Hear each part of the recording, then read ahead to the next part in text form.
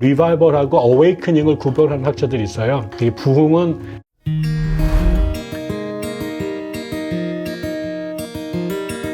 최근에 그 에즈베리 부흥 운동이라고 해야 될까요? 네.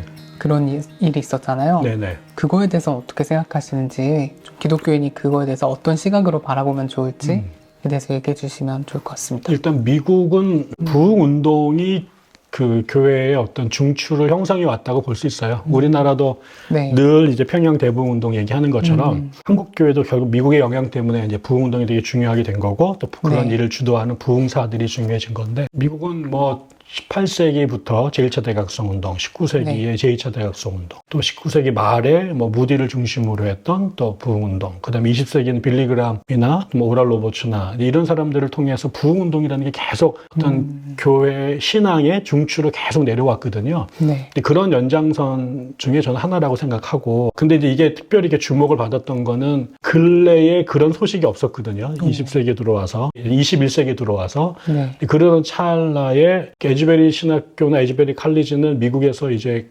감리교 계열의 그다음에 성결 운동을 하던 성령에 대해서 되게 열려져 있는 네. 학교였는데 그 학교에서 이번에 그런 현상이 벌어진 것을 주목한 것은 적어도 미국 교회 안에서 매우 오랜만에 저런 네. 성령의 임재를 통한 기쁨, 뭐 그다음에 영적인 에너지 이런 게 폭발한 것이라고 생각이 들고요. 저는 그거 자체로는 늘 교회 안에 있었던 일이고 또 오랜만에 나타난 일이라 매우 흥미롭고 즐거운 소식이다라고 생각이 들어요. 그래서 많은 분들이 거기에 이렇게 가시고 또 거기에서 기뻐하고 네. 그걸 이제 세상에 알리고 이런 일 자체는 매우 즐거운 굿뉴스다라고 생각이 들고요. 다만 이제 그게 이제 어떤 성질의 것이고 어떻게 평가될 것인가는 아직 시기적으로 조금 더 두고 봐야 될 것 같고, 저는 보통 이제 우리가 리바이벌하고 어웨이크닝을 구별하는 학자들이 있어요. 이 부흥은 개인의 신앙이 이제 위축됐다가 다시 살아나는, 혹은 교회가 신앙적으로 슬럼프에 있다가 이렇게 다시 활기를 띠는 것을 리바이벌이라고 말한다면, 이제 그런 성령의 역사, 영적인 어떤 그 다이내미즘이 교회 바깥을 넘어서 그 시대 문화나 역사나 제도를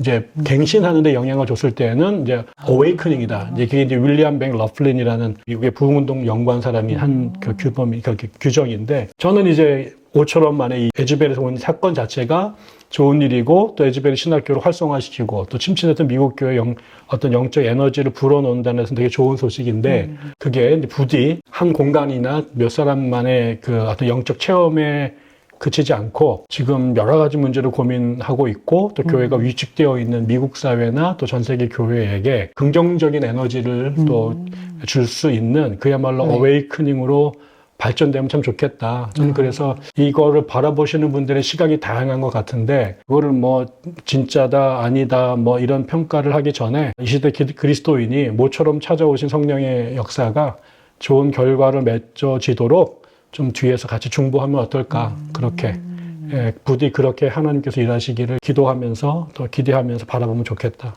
싶습니다. 그러니까 좀 그런 부흥의 감격이 개인의 삶도 변화시키고 사회에도 영향을 주고 이런 게 필요한 거네요. 그렇죠. 기본적으로 기독교 역사는 그렇게 성령의 임재를 통한 또 개인과 사회의 변화로 이어져 왔다고 믿어요. 그리고 또 지금도 계속 그래야 된다고 생각하고. 그럼 그 어웨이크닝이 뭐 대각성 운동 이렇게 또 표현할 수 있는 그렇죠. 거랑 비슷한가요? 네네, 그렇죠.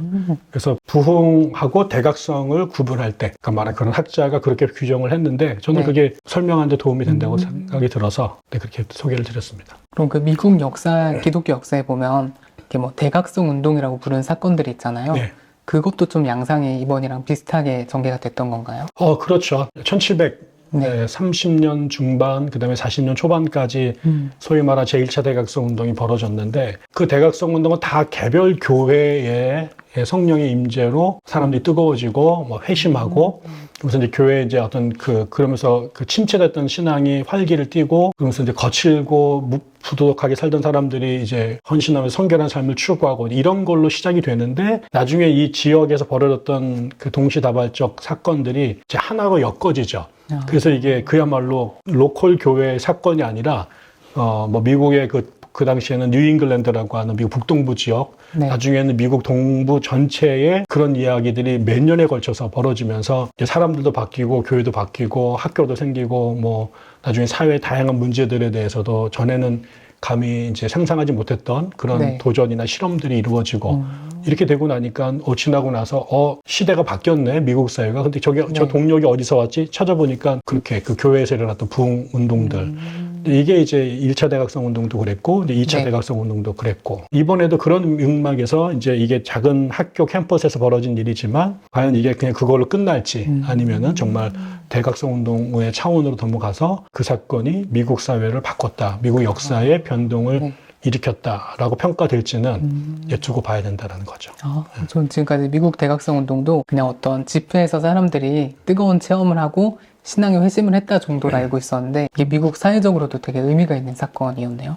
그렇죠. 네, 특별히 1800년대 초반에 30년 동안 미국의 제2차 대각성 운동이 벌어지는데 그때 이제 되게 중요한 인물 중에 하나가 찰스 그랜디슨 피니라는 사람이거든요. 근데 피니는 보통 복음 전도자나 부흥사 정도로 알고 있는데 그 사람이 굉장히 탁월한 설교자였고 복음 전도자였거든요. 근데 나중에 그분은 하나님께서 미국에 부흥을 주시지 않는 이유가 미국에 진 국가적인 범죄 때문이다. 그게 뭐냐면 노예제도다. 그래서 그 피니 부흥에서 그 은혜를 받았던 사람들 중에 노예제 폐지 운동에 가장 중요한 역할을 하는 그런 인물들이 거기서 배출이 되고 또 그분이 나중에 오벌린 칼리지라는 곳에 조지신학 교수로 갔다가 나중에 총장이 되는데 그 학교가 미국에서 가장 진보적인 학교가 돼요. 그래서 여성들에게 신학 교육을 시키기도 하고 남부의 흑인 노예들이 캐나다나 북미로 도망을 가는데 그 사람들을 이렇게 탈출시켜주는 그거를 이제 그 지하철도 운동이라고 하거든요.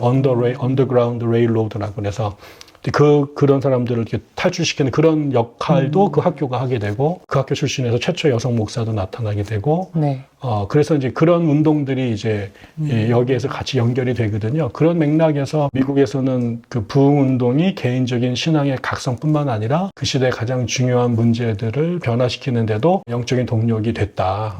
그런 맥락에서 연구들이 매우 많이 네. 진행이 되어 있죠. 이런 얘기를 들으면은 좀 이렇게 가슴이 웅장해지는 느낌이 있는 것 같아요. 이런 복음이 당시 시대로는 상상할 수 없었던 뭔가 새로운 세상을 좀 꿈꾸게 하고 그렇죠. 그걸로 나아가게 하고 네네. 이런 사례들이잖아요. 그렇죠. 근데 왜 지금 이렇게 한국교회 보면 약간 좀 지탄받는 분위기도 있고 네. 약간 기독교 안에서 이런 소망을 발견하기가 되게 어려운데 어떤 점이 좀 문제인 걸까요? 글쎄요, 이게 참 어려운 문제인데 두 가지로 설명할 수 있지 않을까 싶어요. 하나는 네. 한국 교회가 전 초창기, 예를 들어서 처음에 우리가 1907년도 평양 대부흥운동을 연구하는 분들에 의하면 그 현상이 되게 비슷하거든요. 네네. 그때도 사실은 나라가 이제 1905년에 을사조약을 맺고 7년에 정미칠조약, 그 다음에 10년에 합방으로 이렇게 가는 되게 어려운 시절에 평양에서 부흥운동이 일어났는데 한편으로는 선교사들이 그 기독교가 이렇게 정치화되지 못하도록 그래서 뭐 부흥운동으로 사람들의 관심을 돌렸다 뭐 이렇게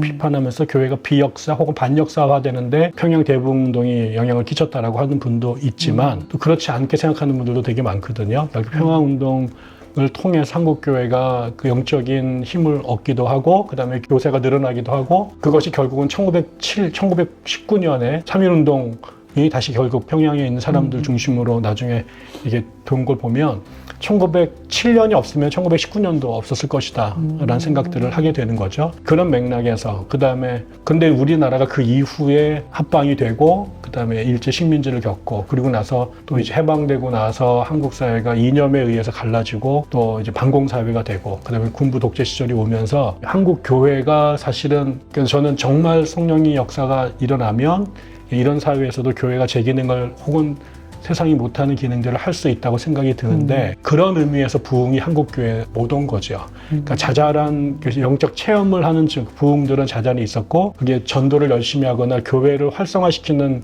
여기까지는 왔지만 저는 그런 의미에서 한국의 부흥들은 되게 많았다. 그러나 그 부흥이 대각성 운동으로 발전하지는 못했는데 그게 저는 이제 하나는 사회가 교회로 하여금 그런 일을 하지 못하도록 억누르는 힘이 너무 강했고 거기에 북한에서 내려와서 한국에 정착했던 교회가 그 시대의 생각과 별로 다른 결을 갖지 못했다. 그러니까 세상을 바꿔야 된다는 생각들을 안 한 거죠. 그게 또 저는 외적인 요인이었다고 생각하고 네. 또 하나는 신학적으로 부흥이 일어나고 부흥이 한국 사회를 바꿔야 된다라고 하는 이런 생각을 지지해 줄 만한 신학도 없었고, 그래서 결과적으로는 정해져 있는 한계를 그냥 수용하고 거기에서 교회가 혹은 개인이 신앙생활 열심히 하는 정도로 성령의 역사나 아니면 부흥이나 교회의 기능을 한정지었던 것. 그게 저는 이제 인간적인 차원에서 설명할 수 있을 것이고, 그다음에 더 나가서는 왜 하나님께서 우리에게 그런 대각성 운동을 일으키지 않으셨을까? 이거는 이제 우리가 하나님께 여쭤봐야 될 이유가 아닐까. 네.